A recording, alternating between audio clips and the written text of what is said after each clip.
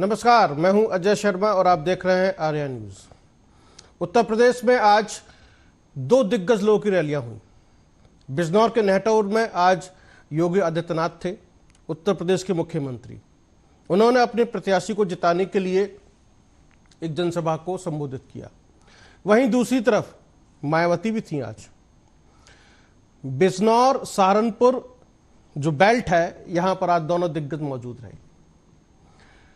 योगी आदित्यनाथ ने अपने प्रत्याशी को जिताने के लिए पूरी ताकत झोंकी। उन्होंने अयोध्या में भगवान राम के मंदिर का जिक्र किया, हमने बनवा कर दिखाया, और गुंडों माफियों का इलाज उसके बारे में भी कहा। योगी आदित्यनाथ ने कहा यूपी में वोट जो है सही पार्टी को मिला, इसलिए प्रदेश की तस्वीर बदल गई। अब प्रदेश में बेटियां, व्यापारी सुरक्षित हैं और विपक्ष को जो है अच्छाई से नफरत है। विपक्ष को अच्छाई से नफरत है, ये कह रहे हैं योगी आदित्यनाथ। तो आखिरकार किस तरह की नफरत है विपक्ष को? आइए पहले बाइट सुनते हैं, फिर आगे बढ़ते हैं। कल रामनवमी भी है। यहां पे हमारे जो पूर्वज हैं, तब से किसी भी जाति, मत और मजहब का व्यक्ति है, आपसी संबोधन में क्या बोलते थे? राम राम भैया, राम राम जी, यही तो बोलते हैं ना, यही तो बोलते हैं। अब मुझे बताओ, राम के साथ हमारा संबंध किस रूप में? इस रूप में है, हमारा संबोधन ही राम राम हो गया। और बहनों और भाइयों, कल भगवान राम का जन्मदिन, 500 वर्षों तक उनकी जन्मभूमि पर, 500 वर्षों तक उनकी जन्मभूमि पर भगवान राम का जन्मोत्सव मनाने से वंचित रखा गया हम लोगों को। दर्जनों पीढ़ियां चली गई। हमारी पीढ़ी कितनी सौभाग्यशाली है। आज प्रभु के, जिस प्रभु के लिए कांग्रेस ने, समाजवादी पार्टी ने, बहुजन समाजवादी पार्टी ने, जिस प्रभु के लिए हम लोगों को कहा कि प्रमाण दीजिए, अरे हमारा संबोधन ही प्रमाण है। हम राम राम कह रहे हैं, ये हमारा प्रमाण है। लेकिन हमसे कहा गया अयोध्या में ही राम पैदा हुए, आप इसका प्रमाण दीजिए। बहनों और भाइयों, आज प्रमाण माननीय उच्चतम न्यायालय ने दे दिया, और अब तो प्रभु राम लला का भव्य मंदिर भी बन गया। 500 वर्षों के बाद ये शुभ अवसर आया है, तो हमारी पीढ़ी तो सौभाग्यशाली है कि अयोध्या में हमने अपनी आंखों से रामलला को विराजमान होते हुए देखा है। और हमारे पूर्वजों का संबोधन था राम राम का, और राम राम का संबोधन भी सार्थक हुआ है। हुआ है ना? हुआ है ना? राम राम का संबोधन सार्थक हुआ है ना? और इसीलिए कह रहे हैं, एक कांग्रेस के लोग तब कहते थे राम हुए ही नहीं, और अब क्या कहते हैं? कहते हैं राम तो सबके। कल रामनवमी भी है। तो अभी आपने सुना, योगी आदित्यनाथ कह रहे हैं कल रामनवमी है, और इस प्रदेश के अंदर या अयोध्या में भगवान राम के अस्तित्व के लिए गवाही देनी पड़ी, सबूत मांगे गए। ये ऐसा, तो कल रामनवमी है और रामनवमी को लेकर उन्होंने कहा है, और भगवान राम के मंदिर के बारे में भी जिक्र किया है। इसी पे दो खास मेहमान हमसे जुड़ेंगे, बातचीत करेंगे कि आखिरकार उत्तर प्रदेश की सियासत में क्या होने जा रहा है।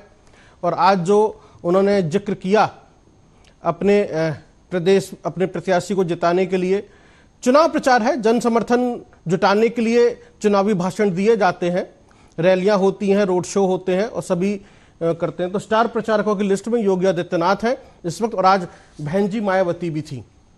फिलहाल हम योगी आदित्यनाथ उत्तर प्रदेश के मुख्यमंत्री के बारे में जिक्र कर रहे हैं। दो खास मेहमान भारतीय जनता पार्टी का पक्ष रखेंगे, अनिल गोयल, और राजनीतिक विश्लेषक के रूप में डॉक्टर बीपी त्यागी।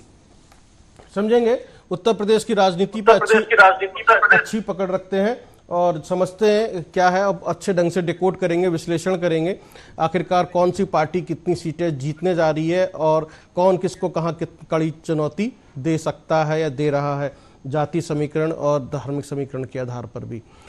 सबसे पहले अनिल गोयल साहब, आपसे आज जिस तरीके से कहा दो एक कंट्राडिक्टरी हैं। आप उत्तर प्रदेश में जब बात करते हैं तो भगवान राम का जिक्र होता है, और जब आप जम्मू कश्मीर में पहुंचते हैं तो वहां पर कहते हैं कि हम राम के नाम का चुनाव में इस्तेमाल ही नहीं कर रहे हैं।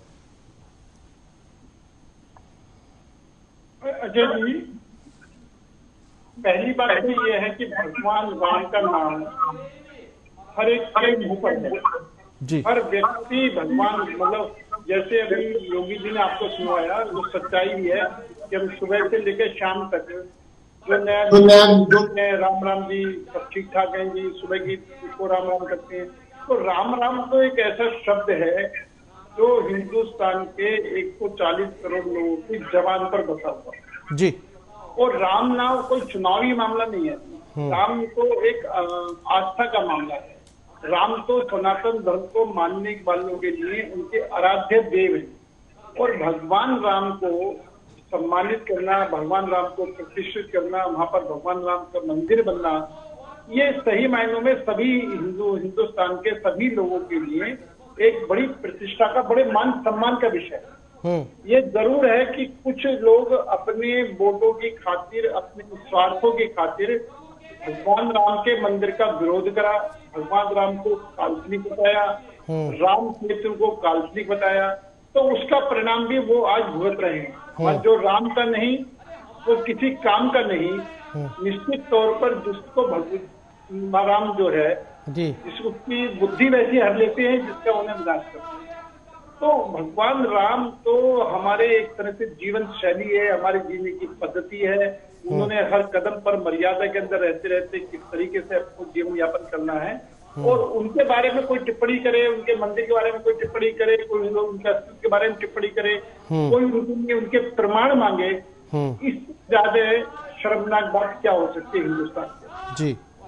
तो इसलिए भगवान राम के बारे में तो कुछ भी, और सही मायनों हमारे जो विपक्षी दल हैं जी, वो आज इतनी नीचे तक गिर गए हैं अजय जी कि वो सनातन धर्म को गाली देने वाले को गले लगाते हैं, सनातन धर्म को बीमारी कहने वाले को गले लगाते हैं। सनातन धर्म को वो दुनिया भर की बीमारियों के नाम लिए हैं कि कोविड है, मलेरिया है, दुनिया भर की बातें करी हैं, तो उनको वो गले लगाते हैं। उनसे ये नहीं पूछते कि अगर सनातन धर्म बुरा है तो कौन सा धर्म अच्छा है।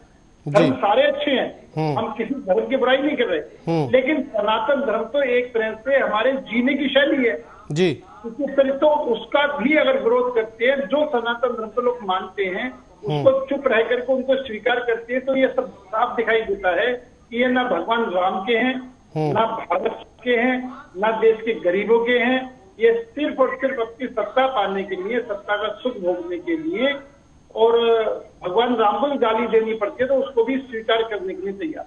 ठीक है। तो सही मायनों में इनको सिर्फ और सिर्फ जनता को बरगला करके वोट पाना। अब जैसे पहले कहते थे, हम पर एक लांछन लगाते थे, कमेंट करते थे कि रामलला हम आएंगे, मंदिर वहीं बनाएंगे, पर तारीख नहीं बताए। आप ये कमेंट करते थे ना जी, और आज तारीख भी बता दी, भव्य राम मंदिर भी बन गया। भव्य राम मंदिर के लिए इनको 22 हम निमंत्रण भी, मतलब हमारे हिंदू समाज ने मंदिर के मंदिर को स्थापना करने वाली संस्था ने इनको बाकायदे निमंत्रण ही दिया, इन्होंने उस निमंत्रण को स्वीकार नहीं करा। अब ये बात क्या है कि इनके अंदर जैसे कोविड का टीका अगर बनाया तो अखिलेश यादव जी इसको भाजपा का टीका कह रहे हैं।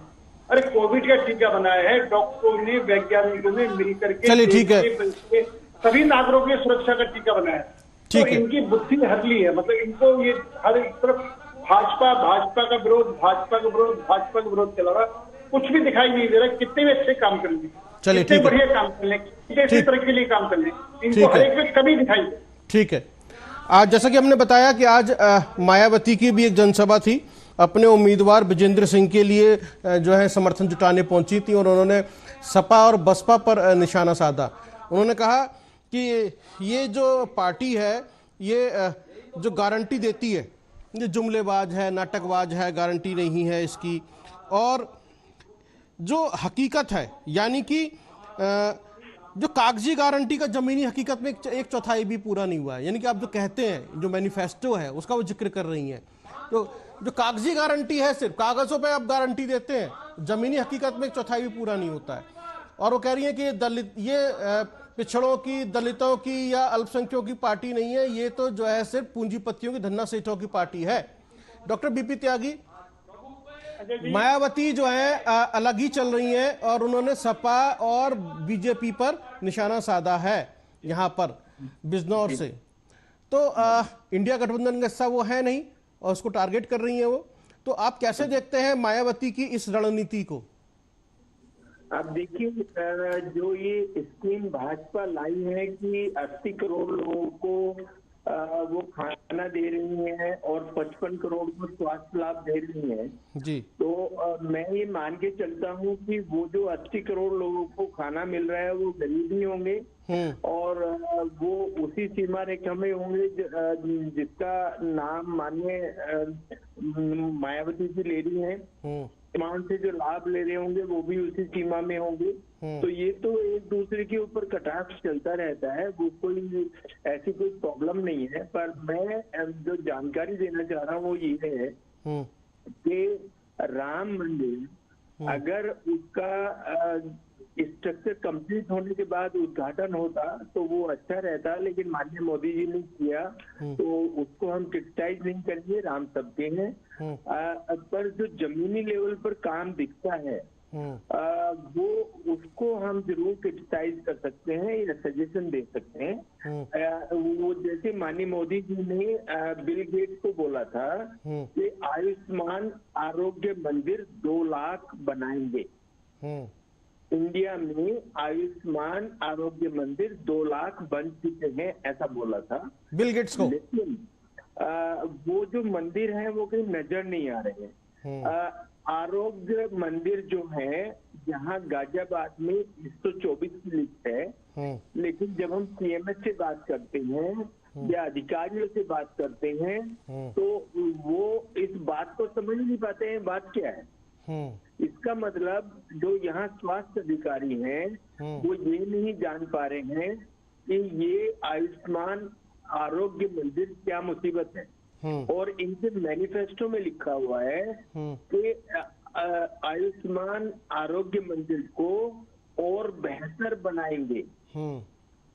अब आप देखिए जो 2 लाख ये मंदिर बनने थे, इनका एक कंसेप्ट था कि अर्बन एरिया में ये 20,000 पॉपुलेशन को कैटर करेगा और सेम रूरल एरिया में एक आयुष्मान आरोग्य मंदिर जितनी पॉपुलेशन को कैटर करेगा उसमें वो ओपीडी करेगा, उसमें डायग्नोस्टिक इक्विपमेंट होंगे जैसे एक्सरे होगा या उसमें अल्ट्रासाउंड होगा या कोई और ऐसी डिवाइस होगी, खून की जांच होगी, उसमें एक फार्मेसी होगी जो कि फ्री दवाई बांटेगी और उसमें एक टेलीमेडिसिन वाला पार्ट रहेगा। जो टेलीमेडिसिन वाला पार्ट है अजय जी, ये इस तरह का होता है कि ये जो आरोग्य मंदिर है ये इनको हम किसी भी मेडिकल कॉलेज से जोड़ दें और वहाँ एक डॉक्टर बैठ के एक आरोग्य मंदिर पे वो सारी सुविधाएं हमारे मरीज को दे सकता है। जैसे वो एक्सरे डिस्कस कर सकता है, अल्ट्रासाउंड डिस्कस कर सकता है, कोई भी प्रॉब्लम वो मेडिकल कॉलेज से स्पेशलिस्ट से डिस्कस कर सकता है। ये इतना सुंदर कंसेप्ट था जो माननीय मोदी जी लेकर आए हैं। मतलब ये तारीफ करने के लायक है, इसको मैं क्रिटिसाइज नहीं कर रहा हूँ, ये तारीफ करने के लायक है। ये जो हेल्थ सुविधा है ये गांव-गांव तक कैसे पहुंचे उसको पहुंचाने के लिए बनाया गया है। लेकिन इसमें हमें दिक्कत कहाँ आ रही है कि आरोग्य मंदिर उन्होंने तो अनाउंस कर दिया लेकिन नीचे वाले जो लोग हैं वो इसका अर्थ नहीं समझ पा रहे। अब आप देखिए कि हेल्थ सिस्टम को, इतने अच्छे हेल्थ सिस्टम को गांव तक ले जाना ये बहुत बड़ी बात है। लेकिन अगर स्टाफ इससे कोई काम नहीं करेगा या जो नीचे वाले लोग हैं उस पर काम नहीं करेंगे तो ये आयुष्मान आरोग्य मंदिर जो मोदी जी का सपना है ये अधूरा रह जाएगा। और ये बहुत ही सुंदर विचार है उनका, मैं अप्रिशिएट करता हूँ उनके इस विचार को जो उन्होंने बिल गेट्स को बताया। अब इसमें जो हमारे डॉक्टर हैं वो क्या कह रहे हैं कि जो कांग्रेस है उसने अपने मैनिफेस्टो में एक कानून बनाया है कि हम डॉक्टर और पैरामेडिकल स्टाफ को सुरक्षा देंगे। सुरक्षा से मतलब ये है कि कई बार इस तरह के लोग हल्ला गुल्ला काटते हैं, ओपीडी में, अस्पतालों में तोड़फोड़ कर देते हैं, कि उसके लिए कुछ कानून बनाएंगे। कानून यहाँ भी बना है यूपी में और वो लागू हुआ है, पर उसके बावजूद भी ये सब परेशानी होती है। ये भाजपा में भी है। फिर जो बात टीकाकरण की आई है उसमें रेबीज का कहीं नामो निशान नहीं है। आप देखिए, एक ही बीमारी ऐसी है जो जानलेवा है। जो मिजल्स है, कन्फेड है, टाइफाइड है, वो आदमी की जान नहीं लेगी, लेकिन रेबीज एक ऐसी बीमारी है जिसका पूरे संसार में इलाज नहीं है और उसी का टीकाकरण में नाम नहीं है। तो ना तो उसका वैक्सीन आपको मिलेगा, ना उसका सीरम आपको मिलेगा, क्योंकि उसका नाम नहीं है यहाँ। तो अधिकारी कह सकते हैं कि उसके बारे में तो हमें बताया नहीं गया। जो इनका हेल्थ बजट है वो है, जो टोटल बजट है उसके 3%, लेकिन ये आइडियली होना चाहिए 4 to 8%। चलिए ठीक है, पर वो भी ठीक है क्योंकि इनका हेल्थ बजट अच्छा है और काम भी अच्छा हो रहा है। अब जो हेल्थ से रिलेटेड चीजें हैं जो हमारी आईएम ने इनसे डिमांड कर रही है, मैं माननीय गोयल जी के थ्रू अपनी उसको बताना चाहूंगा भाजपा को कि जो हेल्थ से रिलेटेड चीजें हैं अगर उन पे जीएसटी ना लगे, अब जैसे दवाइयां हैं, कोई गरीब मरीज ले रहा है उस पर जीएसटी लग रहा है तो उसको और महंगा पड़ रहा है वो। आयुष्मान में हम इंडोर पेशेंट का तो मदद कर सकते हैं, पर जो आउटडोर पेशेंट हैं उसकी मदद नहीं कर सकते हैं। तो ये जो आउटडोर पेशेंट के लिए जो दवाइयों पे बाहर से दवाई ले रहे हैं उस पर जीएसटी लग रहा है, इसके लिए हमारी इंडियन मेडिकल एसोसिएशन ये चाहती है कि वो हेल्थ प्रोडक्ट पे ना लगे। और जो ये हमारे जितने भी हेल्थ एजुकेशन है, जो इंस्टीट्यूट हैं, उन पे जो फीस देते हैं उन पे 18% जीएसटी लगता है। तो उसके लिए भी हम लोगों का एक कहना है कि अगर इसको हटाया जाए तो वो एक बेहतर ऑप्शन होगा। एक जो हमारी मेंबरशिप होती है आईएमई की, हमारे आईएमई में लाखों मेंबर हैं, उनकी रिसिप्ट करती है, तो उस रिसिप्ट में भी हमें जीएसटी देना पड़ता है जी, एसोसिएशन की मेंबरशिप के लिए। और जो यहाँ पर जो भी गवर्नमेंट डॉक्टर्स हैं वो काफी कम है, तो आईएमई की ये डिमांड है कि जब एमबीबीएस डॉक्टर हमारे पास हैं तो उनको अपॉइंट क्यों नहीं हम करते। अब जैसे आयुष्मान आरोग्य मंदिर है उसमें 124 आरोग्य मंदिर यहाँ दिखाए हुए हैं, लेकिन 34 में डॉक्टर हैं। चलिए ठीक है, 34 में ठीक है। और डॉक्टर साहब ऐसा नहीं है, डॉक्टर खाली भी बैठे हैं तो उनको हम इसमें ऐड कर सकते हैं। ठीक। दूसरा, मैं ईएनटी सर्जन होने के नाते ही बताना चाहता हूँ मनोज गोयल जी को कि जो ये छोटी छोटी डिवाइस है, हियरिंग एड है और जो हम चश्मे के लेंस होते हैं, जो खून के लेंस होते हैं, ये बहुत छोटी छोटी चीजें हैं जो यहाँ पर बननी शुरू होनी चाहिए जी। जो मेक इन इंडिया अभी स्कीम है माननीय मोदी जी की, वो अप्रिशिएटेड स्कीम है, पर उसमें ये छोटी छोटी चीजें जो रोज काम आ रही है जी, वो अगर जुट जाए तो लोगों को बहुत भला हो जाएगा। मैं अभी भी बता रहा हूँ, जो मशीन कान की सुनने वाली होती है वो मुश्किल से खर्चा उसमें 4000 के आसपास आता है बच्चे में जी, लेकिन यहाँ हमारे जो मरीज कितना देते हैं 40,000 50,000 एक मशीन का। ठीक है, तो ये वो थोड़ा सा माननीय गोयल की ओर से कि ये पार्टी तक पहुंच जाए बात, तो ये एक मेरा सजेशन है। ठीक है, ये सजेशन आपका गोयल साहब ने सुन लिया है कि ये अच्छी बात है हेल्थ के ग्राउंड पर। और जो शायद मायावती कह रही हैं कि जमीनी हकीकत का 1/4 हिस्सा, शायद इसी तरह की कुछ चीजें हैं जिनको ऊपर एक कटाक्ष कर रही हैं, तंज कस रही हैं कि ऐसा कुछ हो रहा है जिसकी वजह से आलोचना हो रही है।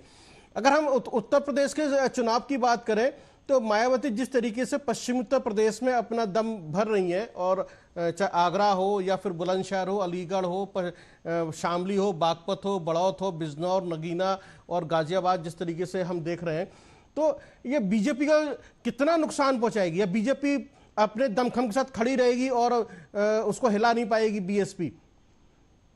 आप मुझसे पूछ रहे हैं? हाँ जी, हाँ जी। अच्छा, इसमें ये है जो ये सेक्टर्स आ गए हैं जाति बिरादरी वाले जी। जैसे जो ये त्यागी समाज है, वो जो एमपी है माननीय महेश शर्मा जी, उनके साथ जो दिक्कत हुई थी श्रीकांत जी की जी, और फिर से उनको टिकट मिल गया है, तो हमारा त्यागी समाज कुछ है। यहाँ बीजेपी को टिकट नहीं मिला तो जो ठाकुर समाज है वो मुस्लिम है। तो ये जो हमारी जातीय समीकरण जो बन रही है जी, वो थोड़ा मोड़ा नुकसान पहुंचा सकती है, पर मैं ये मानते चलता हूँ कि वो बहुत ज्यादा कोई मेजर फैक्टर मुझे नहीं लग रहा है जो मैं सुनता हूँ। पर ये छोटी मोटी चीजें इलेक्शन के टाइम पे होती हैं, ऐसी बात नहीं है इलेक्शन के टाइम पे नहीं होती है। ये होती है, एक दूसरे को क्रिटिसाइज किया जाता है, ये उम्मीद की जाती है कि हर जो भी यहाँ प्रत्याशी है हमारे पास आए, हम जैसे उम्मीद कर रहे हैं कि भाई हमारे पास तीनों प्रत्याशी आए, दिल्ली आए, तो ये होती है, हर इलेक्शन में ऐसा होता है जी। पर मैं ये समझता हूँ कि जो दिखाया जा रहा है यूट्यूब चैनल पे या जहाँ भी, वो बहुत हकीकत वाली बात नहीं है। माननीय मोदी जी को तो बनना ही है, वो बनेंगे, पर ये है कि अगर अपनी रणनीति थोड़ा चेंज कर लेते हैं और यहाँ जमीनी स्तर पर थोड़ा काम हो जाता है तो हमें अच्छा लगेगा। जी गोयल साहब, जिस तरीके से अभी कहा कि आप मोदी जी तो खैर प्रधानमंत्री बनने जा रहे हैं और आपकी पार्टी दमखम के साथ खड़ी हुई है, लेकिन थोड़े से उन्होंने सजेशंस दिए हैं, अगर वो भी अच्छे हो जाएं तो शायद जो आप कह रहे हैं अब की बार 400 पार, तो शायद उसको भी और थोड़ा सा अचीव कर जाएं, थोड़ा और आप मजबूती के साथ आप आगे बढ़े और वोट शेयर भी आपका बढ़ जाएगा उत्तर प्रदेश के अंदर, क्योंकि लोग पसंद करते हैं, ऐसी बात नहीं है। जी अजय जी, पहली बात तो डॉक्टर साहब का बहुत बहुत धन्यवाद, और जो डॉक्टर साहब के बहुमूल्य सुझाव हैं जी, वो उचित जगह पर पहुंच जाएंगे, इसके अंदर कहीं भी कोई किंतु परंतु नहीं है जी। और निश्चित तौर पर ऐसे सुझावों से लेकर के जो हमारे प्रधानमंत्री जी, हमारी सरकार जो है जी, वो सुझावों को आमंत्रित करके और उसमें से ही चीजें निकल करके बाहर आती जी। तो इसलिए अच्छे सुझाव तो हमेशा सबका स्वागत है जी। दूसरा, मायावती जी के बारे में आपको क्वेश्चन था जी जी जी, सही कहना कि हर एक लोग को अपनी पार्टी का प्रचार करने का, पार्टी को आगे बढ़ाने का, अपने चुनाव कैंडिडेट खड़े करने का अधिकार है जी।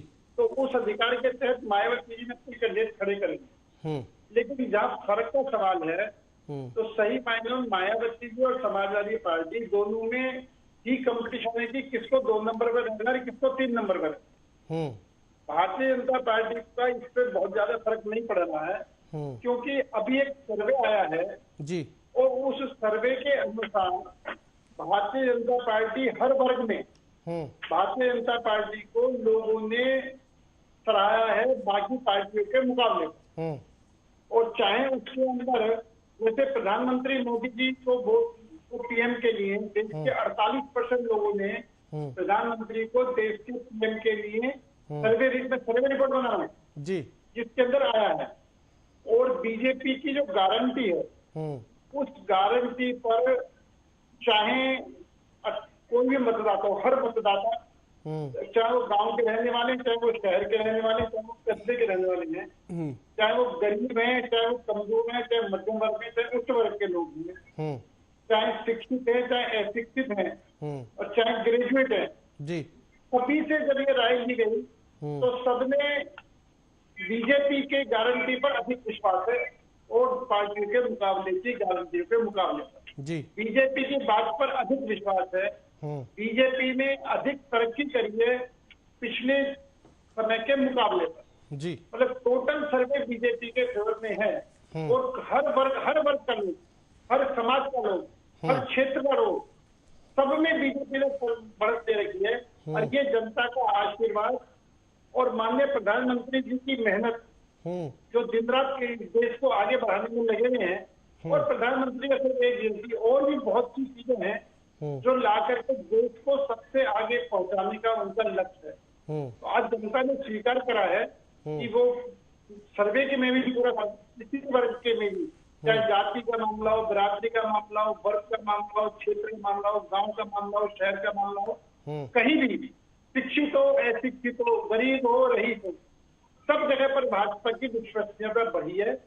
लोगों ने भाजपा पर विश्वास बढ़ा है।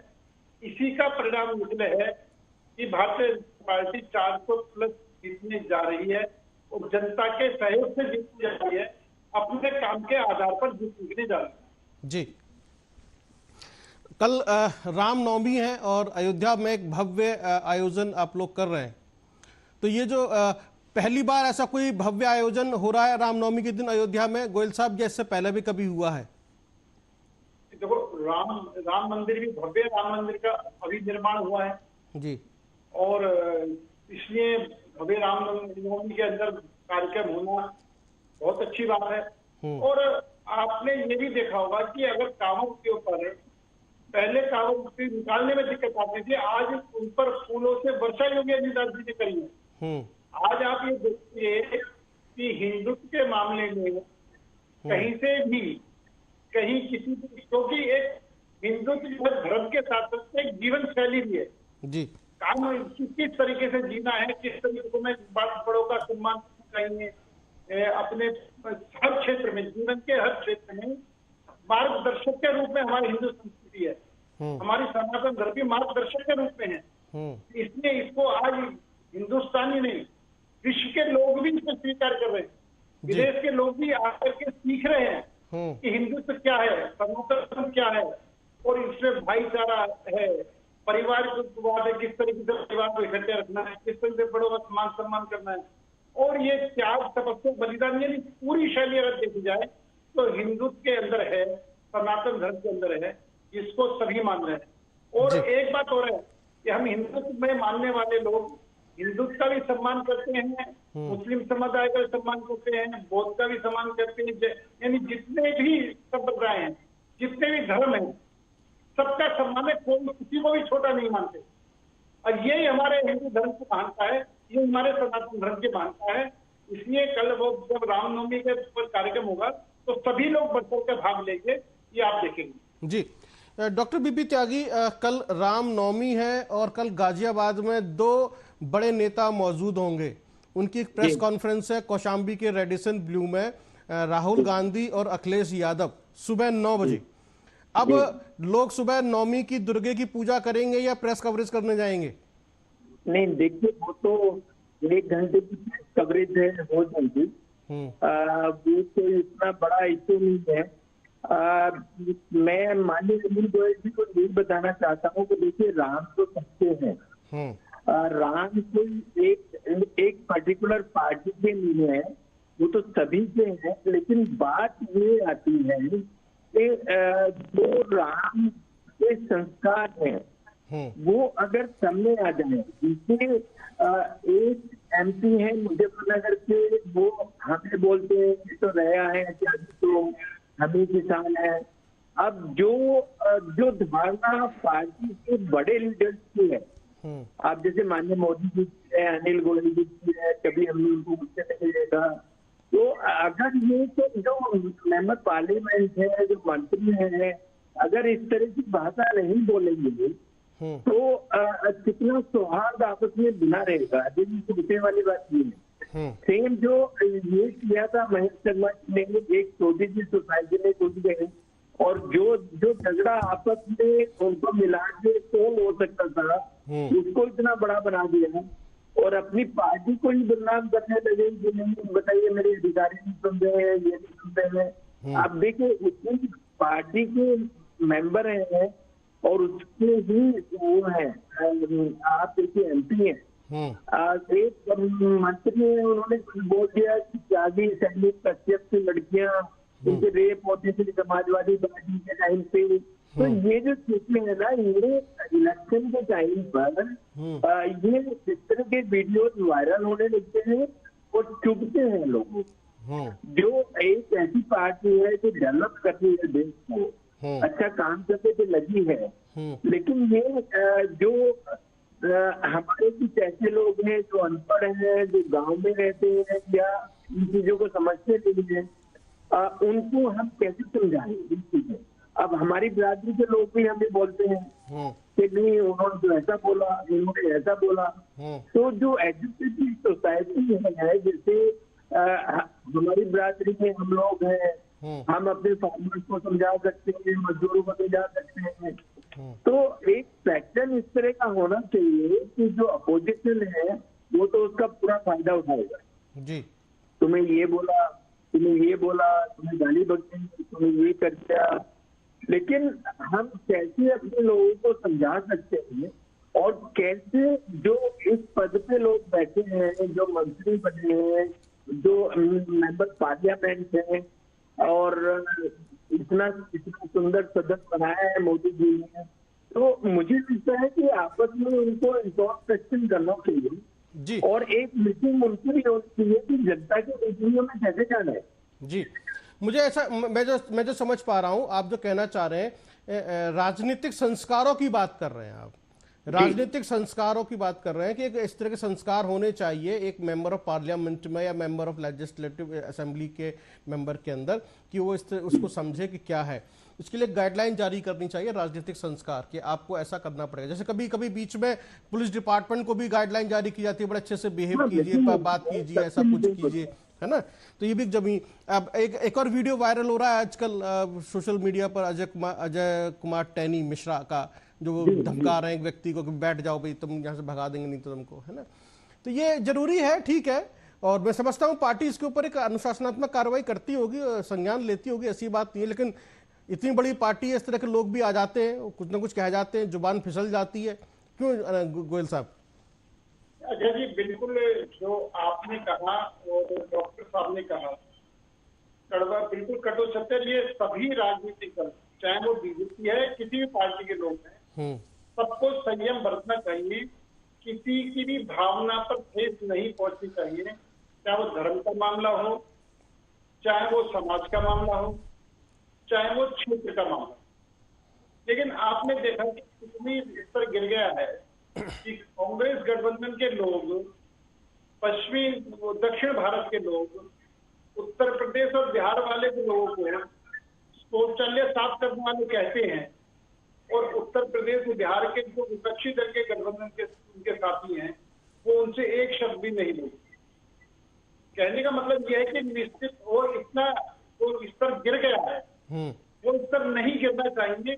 और सभी राजनीतिक दलों को इस बात पर कंट्रोल करना चाहिए, क्योंकि सारी जनता की निगाहें जो भी कैंडिडेट चुनाव लड़ रहा है, चाहे उसको 100 वोट मिल रहे हैं, चाहे उसको लाख वोट मिल रहे हैं, चाहे वो जीत रहा है, चाहे वो हार रहा है, लेकिन वो कम से कम उतने लोगों का प्रतिनिधित्व कर रहा है जी। जितने लोग उसको, जितने वोट मिले उसको तो ठीक कर रहा है ना। तो उसको अपनी भाषा पर कंट्रोल होना ही चाहिए जी। नहीं तो जो उसको समर्थक है उसकी ठोस उन पर पहुंचेगी कि हमने कैसे लोगों को वोट दे दिया, कैसे लोगों को वोट देकर हम जिताने की बात सोच रहे हैं। तो डॉक्टर साहब ने जो विषय कहा, आपने जो विषय रखा है, वाकई बहुत गंभीर विषय है, और राजनीति का स्तर जो गिर रहा है वो नहीं गिरना चाहिए। सभी राजनीतिक दलों को इस पर कम से कम कानून कुछ कहे ना कहे, चुनाव आयोग कुछ कहे ना कहे, लेकिन अपने अंदर अनुशासन जरूर लाना। चलिए ठीक है। एक बहुत ही बड़ा मामला है इस वक्त, श्रीकांत, जैसे त्यागियों का जिक्र हुआ तो श्रीकांत त्यागी का जिक्र यहाँ करना पड़ेगा। श्रीकांत त्यागी ने एक पॉलिटिकल पार्टी बनाई और उनको अपना एक सिंबल, नाम मिल गया है, सिंबल तो अभी नहीं मिला है, नाम मिल गया है, राष्ट्रवादी नवनिर्माण दल। और अभी संडे को उन्होंने मेरठ में एक प्रेस कॉन्फ्रेंस की, सभी पत्रकारों को बुलाया, मेरठ की जमीन को उन्होंने चुना और वहां से एक चुनावी हुंकार भर दी। पूरे मेरठ में बोर्ड लगे हुए हैं गोयल साहब, बीजेपी का बायकाट। ये जो एक बीजेपी का बायकाट वाले जो बोर्ड लगे हुए हैं और बीजेपी के विरोध में, उन्होंने कहा कि हम बीजेपी का विरोध करेंगे और हम ऐसे प्रत्याशी को समर्थन देंगे जो बीजेपी को चैलेंज कर रहा होगा स्ट्रांगली, यानी कि जो जीत रहा होगा, या मतलब एक स्ट्रांग चैलेंजर होगा बीजेपी के अगेंस्ट, उसको हम समर्थन देंगे। तो ये जो, और ये वही श्रीकांत त्यागी हैं जो महेश शर्मा की वजह से बाहर निकल कर आए, जेल भी गए और आज आपके सामने खड़े हैं। मतलब आपका अपना ही व्यक्ति आज आपके विरोध में खड़ा है, जो कभी और अब त्यागी समाज को लेकर खड़ा है। तो इसका असर तो पड़ेगा पश्चिमी उत्तर प्रदेश के अंदर त्यागी समाज की तरफ से और श्रीकांत त्यागी की तरफ से, कैसे देखते हैं गुल साहब?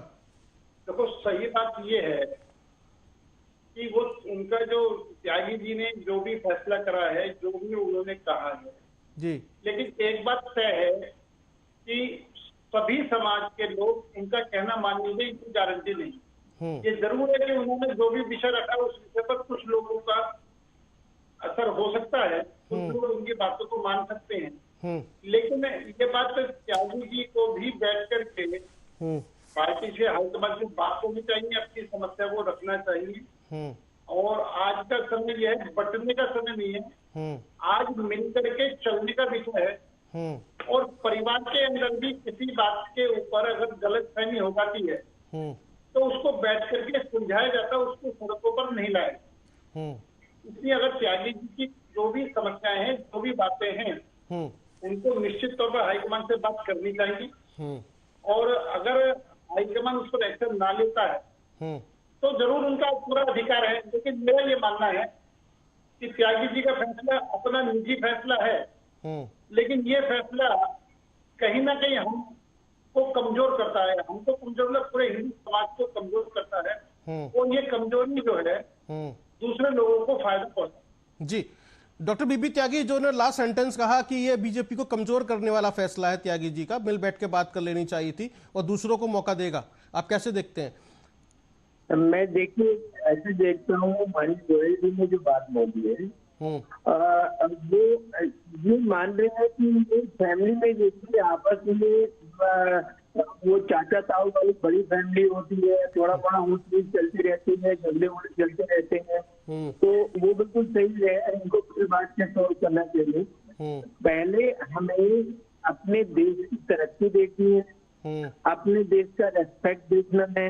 आजकल जितना भी सोशल मीडिया है वो पूरा संसार देख रहा है, इंटरनेशनली हमारे देश की क्या छवि जा रही है। क्योंकि पहले जब ये युग नहीं था, जब फोन नहीं थे, तब सीमित रहती थी, अखबारों तक सीमित रहती थी। आज आप देखते हैं सोशल मीडिया के जरिए ये इंटरनेशनल छवि को कितना धूमिल करती है बातें।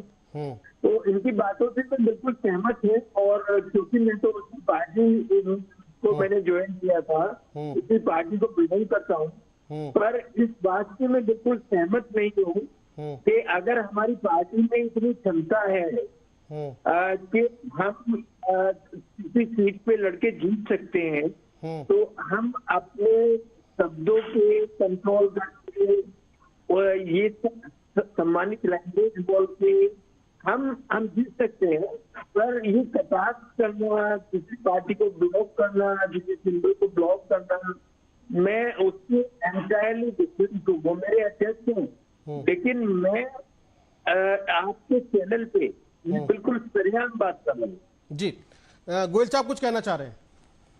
मैं सिर्फ ये कहना चाह रहा हूँ, जीत हार अलग है, लेकिन निश्चित तौर पर अगर हमारे भाइयों को किसी बात पर ठेस पहुंचती है तो उसको हमें ठीक करना चाहिए। इसके अंदर कहीं कोई जीतना बहुत बड़ी बात नहीं है। सबसे बड़ी बात है कि हमारे एक भाई मेरा नाराज है, तो नाराज नहीं होना चाहिए, उसका सम्मान करना चाहिए। और डॉक्टर साहब की बात बहुत बड़ी बात है कि आज पूरे विश्व पटल पर जो भारत का नाम हो रहा है, इस बात को ध्यान में करके अगर क्षमा फलन को चाहिए, छोटन को बता, मैं तो श्रीकांत भाई को ये भी कहना चाहता हूँ कि हमारा त्यागी समाज सिरमौर है, और त्यागी समाज भी एक त्याग का अगर नाम आता है तो त्यागी समाज की शुरुआत होती है। एक और त्याग का प्रतिमूर्ति है तो त्यागी समाज, तो निश्चित तौर पर उनको क्षमा करके इसको आगे बढ़ना चाहिए और इसको मिल बैठ करके बात को करनी चाहिए।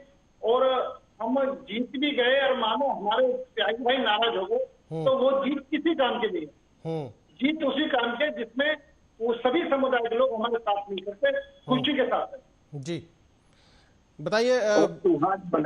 बिल्कुल, डॉक्टर बीपी त्यागी आप तो बहुत बड़ी बात कर रहे हैं कि मिल बैठ के बात कर लेनी चाहिए, और हम जीत भी गए तब भी जीत किसी काम की नहीं है। बिल्कुल बिल्कुल बिल्कुल। तो अभी जैसे अभी मांगेराम त्यागी आपसे मिलने आए थे कुछ समय पहले भी, तो मांगेराम त्यागी से भी आपकी चर्चा हुई होगी। डॉक्टर बीपी त्यागी कुछ पिक्चर्स वायरल।